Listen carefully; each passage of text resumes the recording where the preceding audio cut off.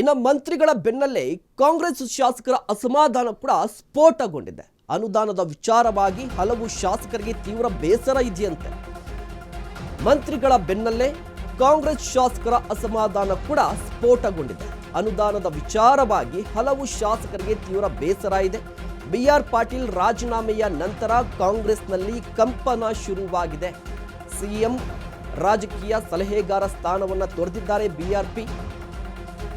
ನಮ್ಮ ಮಾತುಗಳಿಗೆ ಬೆಲೆ ಸಿಗ್ತಿಲ್ಲ ಅನ್ನುವ ಆಕ್ರೋಶ ಬಿಆರ್ ಪಾಟೀಲ್.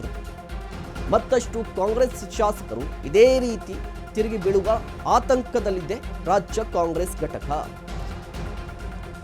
ಬಿಆರ್ ಪಾಟೀಲ್ ಅವರು ರಾಜೀನಾಮೆಯನ್ನು ಕೊಟ್ಟರು ಸಿಎಂ ರಾಜಕೀಯ ಸಲಹೆಗಾರರ ಸ್ಥಾನಕ್ಕೆ. ಅಲ್ಲಿಗೆ ಮುಕ್ತಾಯವಾಯಿತಾ ಅಂತ ಹೇಳಿದ್ರೆ ಇಲ್ಲ. ಯಾಕೆ ಅಂತ ಅಂದರೆ ಕಾಂಗ್ರೆಸ್ನಲ್ಲಿ ಶಾಸಕರು ಅಸಮಾಧಾನಗೊಂಡಿದ್ದಾರೆ. ಒಂದಿಷ್ಟು ಸೀನಿಯರ್ ಶಾಸಕರಂತ ಇದ್ದಾರೆ ಕಾಂಗ್ರೆಸ್ನಲ್ಲಿ, 3-4 ಬಾರಿ ಗೆದ್ದಿರುವಂಥ ಶಾಸಕರು.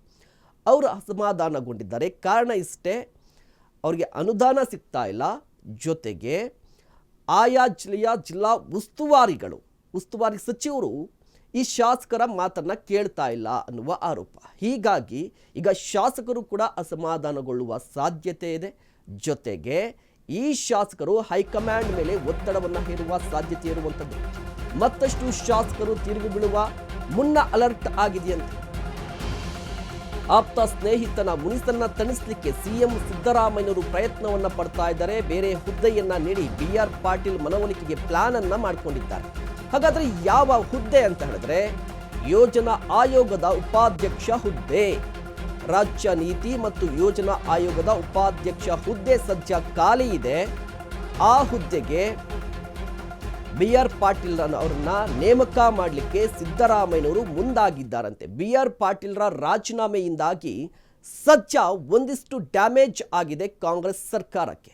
ಈ ಡ್ಯಾಮೇಜನ್ನು ಫುಲ್ಫಿಲ್ ಮಾಡಬೇಕು ಅಂತ ಹೇಳಿದ್ರೆ, ಅಥವಾ ಈಗ ಕಂಟ್ರೋಲ್ ಮಾಡಬೇಕು ಅಂತ ಹೇಳಿದ್ರೆ ಸಿದ್ದರಾಮಯ್ಯನವರು ಒಂದು ಪ್ಲಾನ್ ಅನ್ನು ರೂಪಿಸಿದ್ದಾರೆ. ಯಾಕೆ ಸಿದ್ದರಾಮಯ್ಯನವರು ಅಂತ ಹೇಳಿದ್ರೆ ಬಿಆರ್ ಪಾಟೀಲ್ರು ಸಿದ್ದರಾಮಯ್ಯನವರ ಅತ್ಯಾಪ್ತರು. ಹೀಗಾಗಿ ಅವರಿಗೆ ಯೋಜನಾ ಆಯೋಗದ ಉಪಾಧ್ಯಕ್ಷ ಸ್ಥಾನವನ್ನು ಕೊಡುವ ಸಾಧ್ಯತೆ ಇದೆಯಂತೆ. ಎಂವಿ ರಾಜೀವ್ ಗೌಡ ರಾಜೀನಾಮೆಯಿಂದಾಗಿ ತೆರವಾಗಿದ್ದಂತಹ ಸ್ಥಾನ.